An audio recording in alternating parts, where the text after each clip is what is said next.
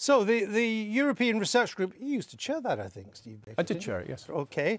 Its report, or its letter to the Prime Minister, says it wants, quote, full regulatory autonomy for Britain during the transition period. Do you agree with that? Well, the government's policy is that during the implementation period, we'll continue our relationship with the European Union on the same fundamental basis as we do today, but as a third country outside the formal structure. So not full regulatory autonomy.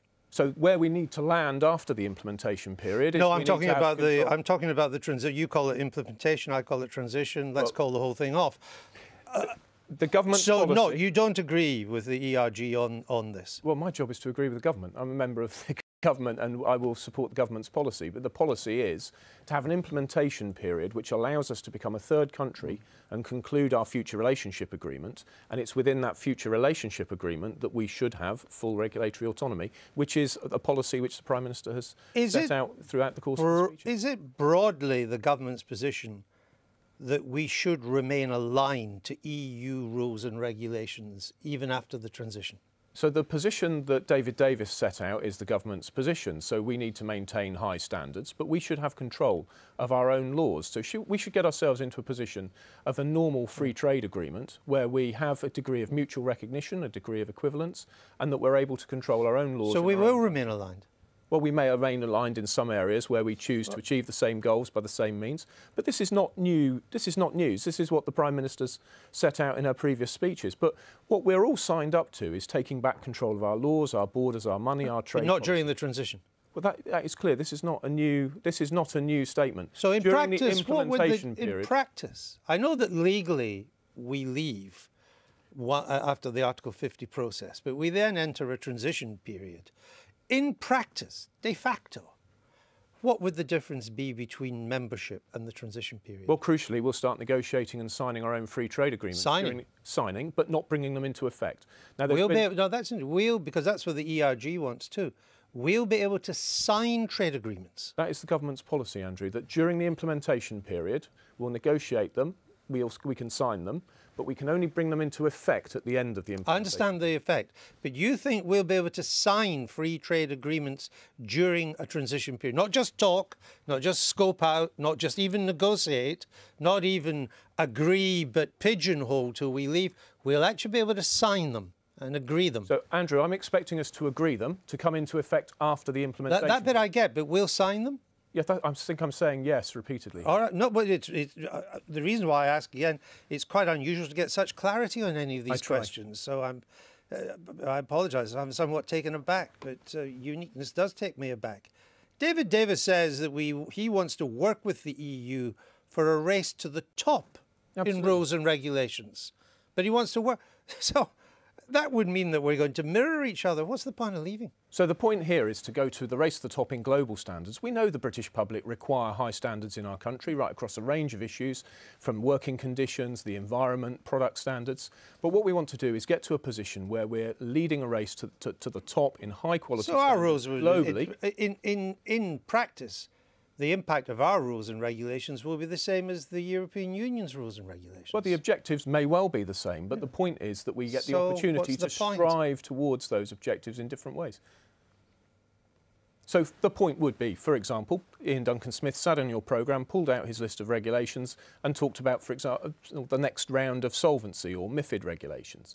The point here is that we should have control of our own laws, our own regulations, and have the opportunity to strive towards similar goals in different ways so that we get regulatory autonomy and we can find the best way to meet high standards. And what would happen if our idea of rules and regulations for financial services went in a very different direction from Europe's? Well, what we need to do is agree a regime of mutual recognition and a degree of regulatory So we'd have to take into account what they would want as well. It's like being in the European Union. No, it wouldn't be like being in the European Union. So in any free trade agreement, there's always going to be a mechanism for regulatory coordination, but that doesn't mean that one is compelled to accept law which is forced down from a superior body. I understand. So one would have the choice whether or not to adjust and take whatever the consequences might be. But if we were going to change some of our regulatory standards, we'd go to Brussels and say, what do you think? I would not expect us to have to seek consent under a normal free trade agreement arrangement. What I would expect is for us to go about the business of conducting a multi-dimensional trade policy, to have some unilateral measures, some bilaterally with the EU and other countries, some plurilateral agreements with multiple member states, and some multilateral arrangements with the World Trade Organization and through it. That's why we have our ambassador at the WTO chairing the Trade in Services Committee, because we need to move the whole world forward to liberalisation on trade in services, which you know is 80% of our economy. How long would the transition period last? Well, the transition period, the length of it is a matter for discussion. But well, we know what the Europeans think. They want it to end in December 2020. So what's the British government's position? Well, that is the position of the European Union. The government has said we think that the right period is about 2 years in order to carry out all the implementation which is necessary. Why does it need to be longer? Why does a Eurosceptic like you want it to be even longer than the European Union wants? Well, I'd be quite happy for us to have the minimum period necessary to get out successfully into the new arrangements. But that is a matter to negotiate with the European Commission. You can see that they want us to exit at the end of the budget period. Right. The Prime Minister is suggesting 2 years. But what will be the case is when we've agreed, there'll be a fixed date, and that will be the date. So it will be time limited? Oh, absolutely. On Labour's position on the customs union, what's the difference between a customs union and the customs union? Well, a customs union is something that would be negotiated between the British government and the European Union to maintain tariff-free trade and a soft border between the Republic of Ireland and Northern Ireland. And in what way would it differ?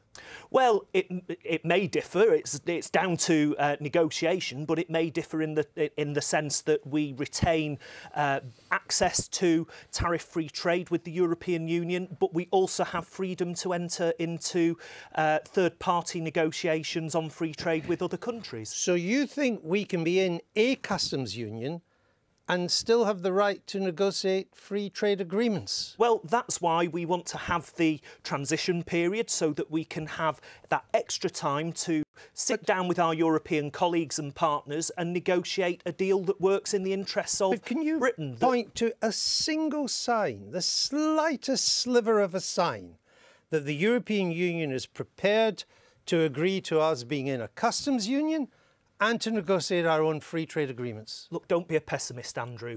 You know, I would hope... And don't try and get out of it with a joke. Can you point to any sign that they would agree to that? That a future Labour government would approach the Brexit negotiations in a very different manner to the current government, and that we would be able to sit down with our European partners and negotiate a deal that works in the interests of both. But do you agree that at the moment there has never been the merest indication from Mr. Barnier or Mr. Juncker or the Germans or the French that they would in any way even contemplate Britain being in a customs union with them that still allowed Britain to have free trade deals? Do you agree with that? But they're dealing with Steve and his government, aren't they? No, but you've talked to them as well. But they have a very different But position. Mr. Corbyn's talked to them. Have you had any indication that that would even be on the agenda for the Europeans? Well, absolutely. We believe that we can negotiate... No, but what indication? Well, we believe we can negotiate a customs union arrangement with the European Union. But I know what you want, but what I'm asking you is, can you show me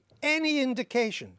Have you been given any indication in the several meetings your leaders had with Mr. Barnier that this would even be discussed by them? Well, we wouldn't be putting it down as an option to be on the table if we didn't think it was possible, Andrew. But so give me the evidence that it's possible. Well, we believe it is possible. You believing something isn't a definition of possibility. What would be possible would be if Mr. Barnier had indicated that this is a route he would be prepared to consider.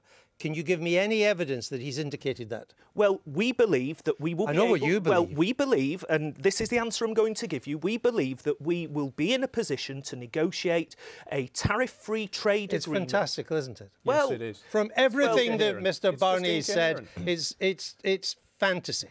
I don't believe it is fantasy. I think that it's in the interests of the British people that we secure this deal.